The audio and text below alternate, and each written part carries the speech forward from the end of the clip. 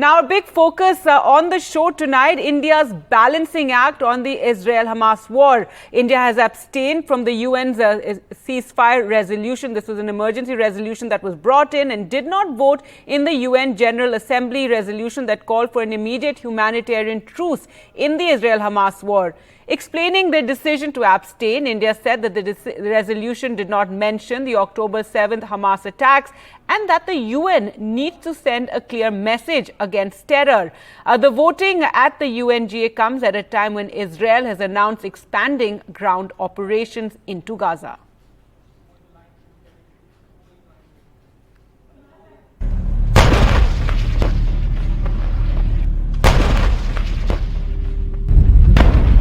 Not a quick raid, but one of the biggest offensives launched by Israel on northern Gaza.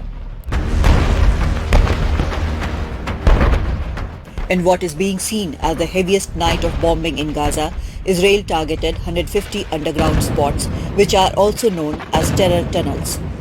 As per Israel, several senior Hamas operatives have been killed. Underground combat infrastructure was destroyed. Airstrikes, hundreds of tanks, thousands of ground troops and drones are involved in this operation, which Israel termed as expansion of operations.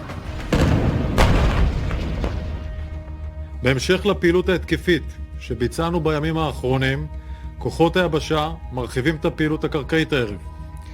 צה"ל פועל באופן עוצמתי בכל הממדים על מנת להביא למימוש מטרות המלחמה. Attention, citizens of Gaza, listen carefully. This is an urgent military advisory from the Israel Defense Forces. For your immediate safety, we urge all residents of northern Gaza and Gaza City to temporarily relocate south. This is the biggest offensive in the war since 7th October attack of Hamas terrorists.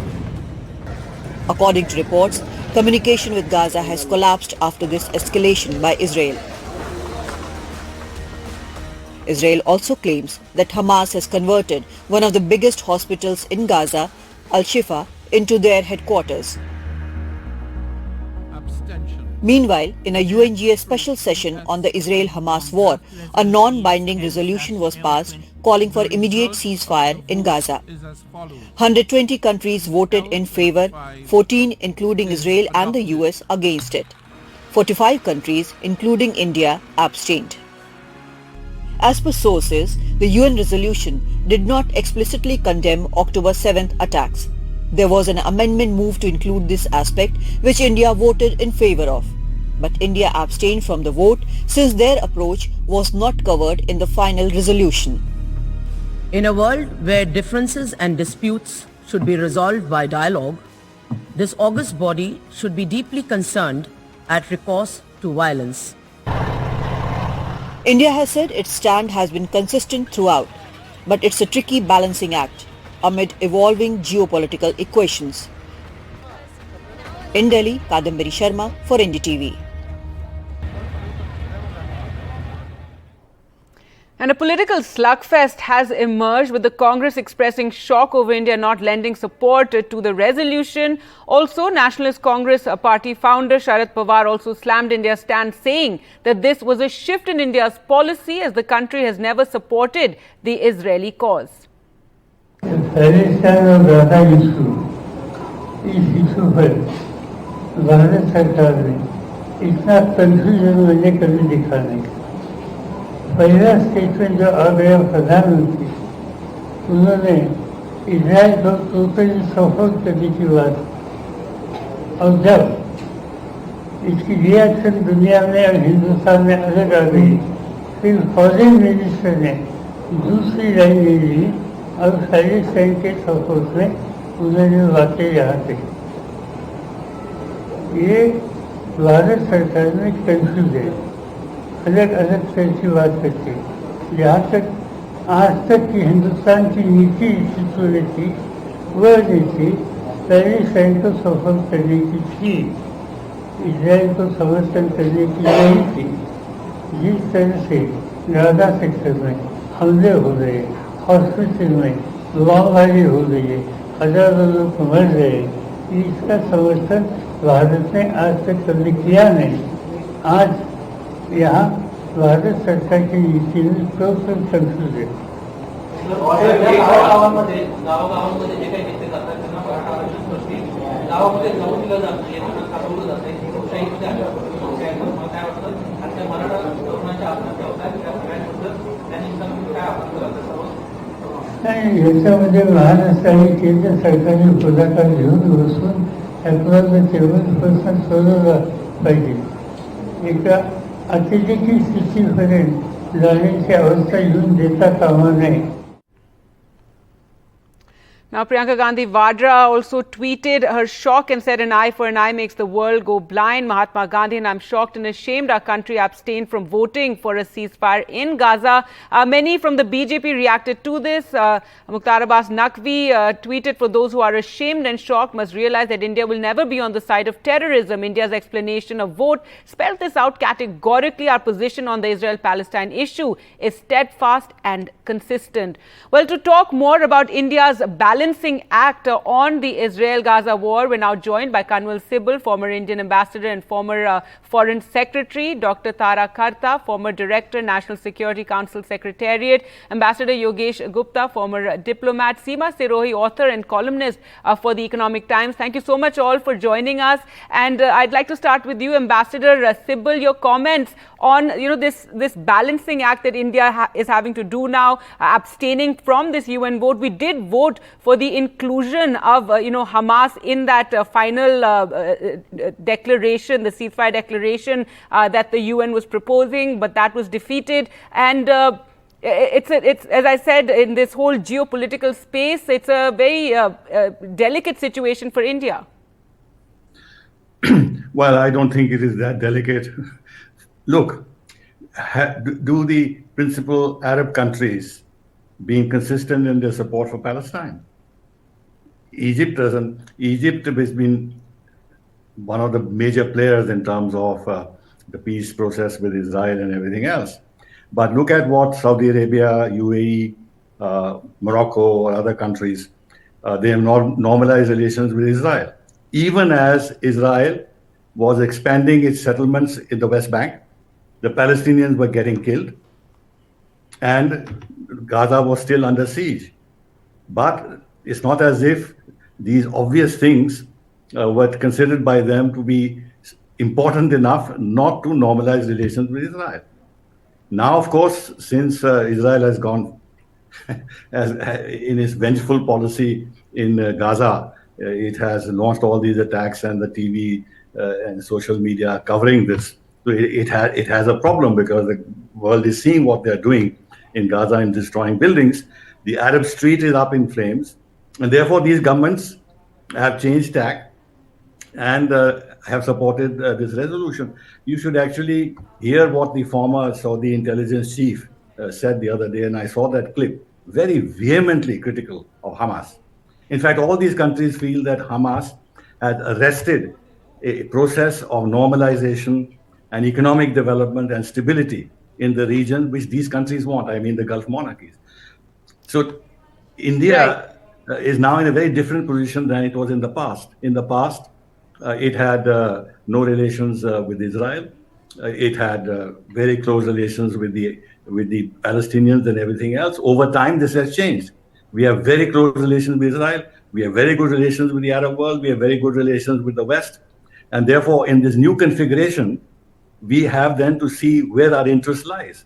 We support Palestine's legitimate claims for a two-state solution, but we are deeply, deeply against terrorism, which is why, since this resolution did not condemn the October 7 attacks, which are terrorist attacks, we chose to abstain. But abstain doesn't mean that we went against the resolution. We are not opposing the resolution. We simply have taken a position that, absent the reference to terrorism, and India has suffered so much from terrorism all these years, it's an extremely sensitive subject for us. We took this position. I think it's the right position to take. Right, you know that comment, the fact that you're raising about normalization of relations with Israel, this is something President Biden also spoke on. He said that this is probably what led to this October 7th attack, the fact that many Arab countries were normalizing relations with Israel. Dr. Tara Karta, your comments on this, and you know, NCP Chief Sharad Pawar spoke out on this for the first time, and he said that that there was a shift in India's policy on Israel and Palestine. See, the shift, it's a shift in our policies, exactly as the ambassador said. We've got a different test. And it's happened over the years. Yeah, I mean, and it's obvious the kind of terrorism which we saw. Now, we are very, very clear that any cause will not justify terrorism. And that's what the statement says. That no matter what it is, it doesn't, you cannot say this terrorism is justified because of XYZ. But at the same time, we're also supporting the two-state solution. I mean, you know that, I think the ambassador will bear me out, that in many times the Palestinian Liberation Authority has, you know, been in part of the OIC in things against us. But, you know, we're okay with that. We're not holding that against them. In principle, of course, we support the two-state solution. But Gargi, if you look at that resolution, it's bizarre. How can you have a resolution without even mentioning the terrorist attack of Hamas? They don't mention the word hostages. It's not there anywhere. Yes, it's not there. So in principle, I would say it's a very nasty piece of work by a bunch of countries who did not take refugees at all and then got away with it by saying we are the good guys who got this resolution across. This is a political move by the Arab states. You know, they're saying this is our contribution because we've got a resolution, right? That's all that's needed. But what do you want on the ground? Where's the assistance that the Palestinians need? Having said that, I would say the Palestinians totally and absolutely need access to humanitarian aid. Again, the resolution says humanitarian aid to civilians. Who decides who are the civilians and who are the terrorists inside? When you know that Hamas is using especially fuel, it needs that fuel. So there's a lot of hiccups here, which operationally speaking is a problem. When keeping the diplomacy aside, operationally there are a lot of problems with this resolution. All right, Ambassador Yogesh Gupta, when I was mentioning that this is a delicate situation, I also meant that India's actions are being watched very closely by the Western countries and by the Arab world, be it Saudi Arabia, be it Qatar. Argi, I would like to add 2-3 points in addition to what my colleague Ambassador Sibal has just said in the beginning. One is that the UN is a political organization. It's not an organization where decisions are taken on the basis of moral considerations. Countries take positions at the UN on the basis of their national interest, on the basis of their political interest. And the other thing is that for us, for India, terrorism is a very important issue. And this resolution doesn't talk of terrorism at all. It doesn't talk of the initial act of the Hamas launching all those terrorist strikes against Israel. So how could we have supported this resolution? It was simply not possible because we had this enduring problem in Jammu and Kashmir and other parts of India, this problem of terrorism. And India has taken a strong stand on this for many years now. The other thing I would like to add is that, when we talk of national interest, Israel has been supporting India over the years on critical occasions. We haven't received much support from the Arab or Muslim countries. Second thing is that the kind of challenges that India is facing now, we need to have close relations with the United States. We can't forgo that. How China is breathing down our neck. So, we have to take into account our national interest. And as far as the other issues of humanitarian supplies are concerned, India has been very prompt in sending humanitarian supplies, including medicines and other items to Palestinians. So we have adequately taken care of the humanitarian aspects. And like all countries, India has taken a stand which is in consonance with our national interests. Right, so a non-alignment in a sense with us not, with us abstaining from the vote, or would you say we are now aligning more with the West, with Israel? As you said, over the last few years, ever since the Modi government, we've grown a lot closer to Israel. I think it's not a question of aligning with anybody. We are taking a position on each issue on the basis of our national interest. That is sure. All right, Seema Sirohi, again, this point of India being watched very closely right now, the geopolitical sort of tensions that are there, our relations with the Arab world, that is also something that we've seen, in the last couple of years growing closer. And but now with this war and India's stand on it, what are your comments on, the fact that we've abstained right now? This has led to some amount of surprise being expressed. I think India's position is absolutely correct, and I agree with Ambassador Sibal, Ambassador Gupta, and Tara. Absolutely, everyone is balancing. So why did the resolution call the hostages captives? I mean, there's so much verbal jugglery in that resolution that it would have been very difficult for India to have voted any other way. Besides, Arab countries are under pressure. So even though earlier they sort of criticized Hamas, they condemned the Hamas attack, now the narrative has shifted to such an extent because of the protests everywhere. And it's not just the Arab countries, even Western governments, are really under pressure. President Biden here in Washington has had several meetings with Muslim American leaders who are up in arms with his position. So all societies, all democratic societies and otherwise, are experiencing this very difficult moment. They have to deal with domestic politics and sort of deal with the fallout from the Hamas attacks. To not mention that attack was, I think it was kind of outrageous, I would say. Right, and India, voted in favor of the amendment that Canada had proposed in that to mention the Hamas. Ambassador Sibal, so given what's happening right now with Israel expanding its ground operations in Gaza, and then you have all this happening at the UN, one really wonders what the UN is even doing right now, given that you have this war, you have this humanitarian crisis taking place. Israel won a lot of sympathy from many quarters, including India, when this Hamas attack occurred. And the manner in which this attack occurred and the brutalities that were imposed on women and children and everything else, and the taking of hostages. But Israel is beginning to lose global sympathy because they have made it very clear that they are going to destroy as much as possible Gaza. It's an act of vengeance on their part.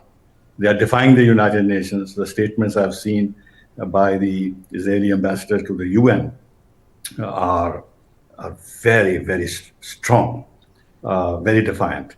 And when the UN Secretary General said something about, that Hamas attack didn't occur in a vacuum and everything else, the Israelis asked for his resignation. Now, if you take this kind of a stand internationally, coupled with all that is happening on the ground, the narrative will change and will go against you.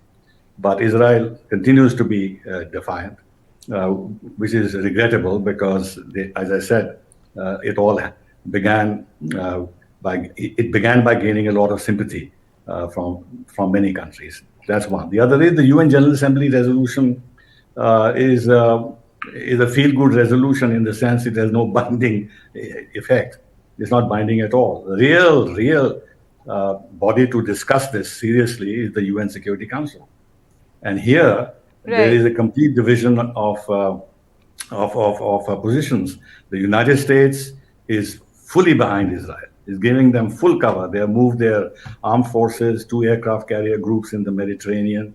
They are envisaging the possibility of a broader regional conflict.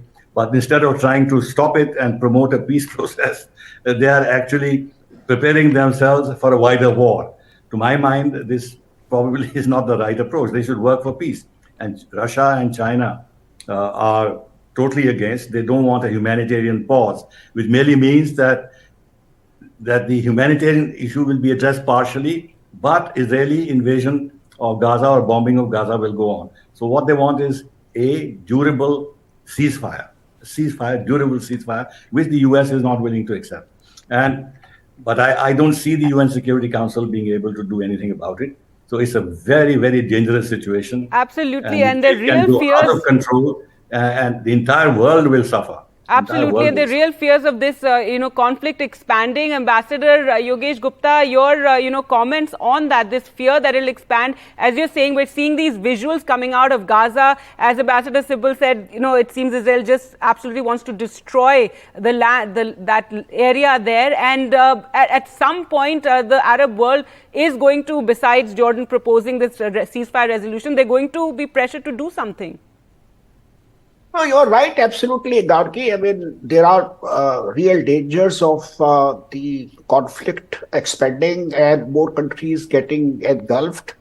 And US has been trying to talk to various countries. Our Prime Minister has, spoken to the President of Egypt and to the leader of PLO. He has been talking to others. So other countries are similarly working, in conjunction with other states.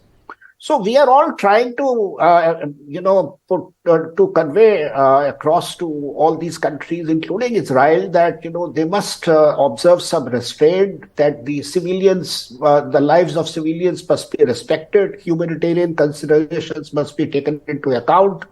So all that is being done. And the hope is that, all these restraints, all these conversations will work and they will have some calming effect.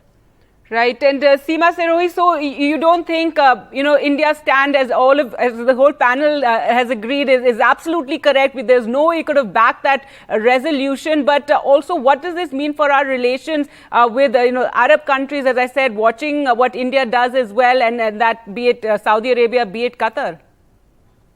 See, India, initially, when Prime Minister Modi condemned the Hamas attack, it kind of then walked back a little bit because the initial reaction was only about Israel. Now we are back to the original position, which has always been there. A two-state solution, listen to the Palestinians, do something about the peace process. So I think that's the correct position. And when you come right down to it, there's no love for Hamas, even among many of the Arab countries. Saudi Arabia, Egypt. Now, Qatar is playing the smartest game, in my opinion. It's punching above its weight, for a while now. And it hosts the leaders of Hamas on the one hand, then it becomes a peacemaker, like helping to get some hostages released. So that's what's interesting. What Qatar is doing is not making, Saudi Arabia happy for one, but the overall Arab street reaction is so strong that Arab governments cannot but, come out to condemn what Israel is doing.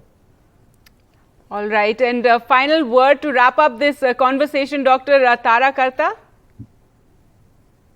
I think I've seen some of the Indian political parties, without naming exactly who, saying that Hamas is not a terrorist organization.